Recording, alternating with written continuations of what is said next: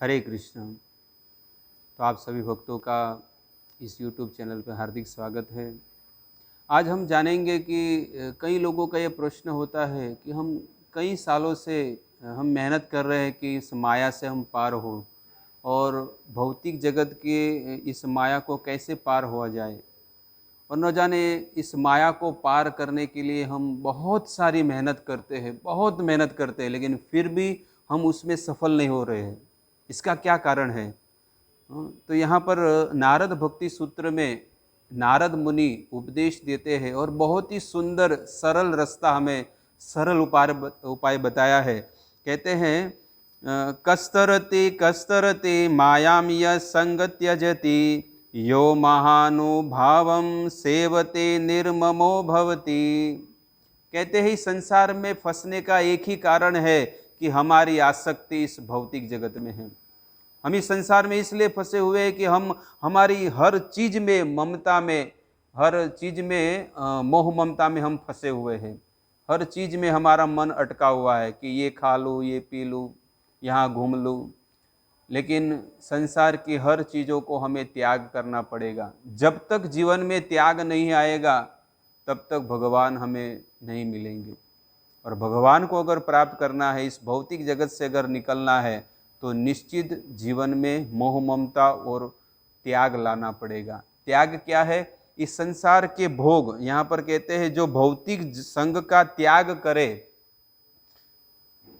संग त्यजति, कहते हैं इस भौतिक जगत की हर चीजों का अगर त्याग करेगा तो निश्चित वो जीवात्मा इस भौतिक जगत से पार होगा।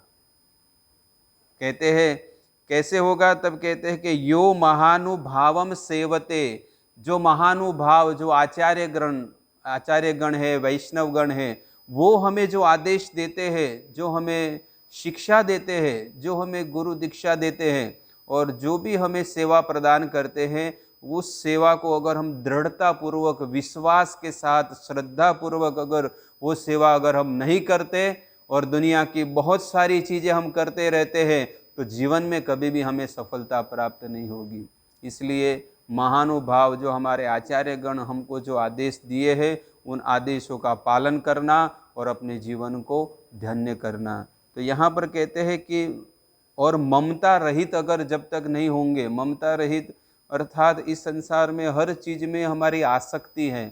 जैसे वाणी का उपयोग केवल भगवत गुणानु और आँखों का उपयोग केवल भगवान के दर्शन करने में लगाना है, और जीवन में इस काया से, इस शरीर से केवल त्याग करना और भगवान को यही सोचना चाहिए कि इस काया से हमें भगवान हमारे कैसे खुश हो, कैसे प्रसन्न हो। बस लोगों की, किसी की कोई चिंता नहीं करना है कि कोई व्यक्ति हमें क्या सोचता है, हमें क्या कहेगा, लेकिन हमें ऐसा जीवन जीना है कि हमारे कार्य से भगवान प्रसन्न हो और गुरु महाराज आचार्यगण प्रसन्न हो। तो हमारा ये मनुष्य जीवन जो करोड़ों जन्मों से हमें मेहनत करके हमें ये प्राप्त हुआ है और गुरु दीक्षा शिक्षा प्राप्त हुई है और आध्यात्मिक दृष्टि हमें मिली है कि हम भगवान को जान सके, तो इसी जीवन में हमें गुरु के, शास्त्र के और भगवान के नियम अनुसार जीवन जीना है और इसी जीवन में भगवत धाम के अधिकारी बनना है।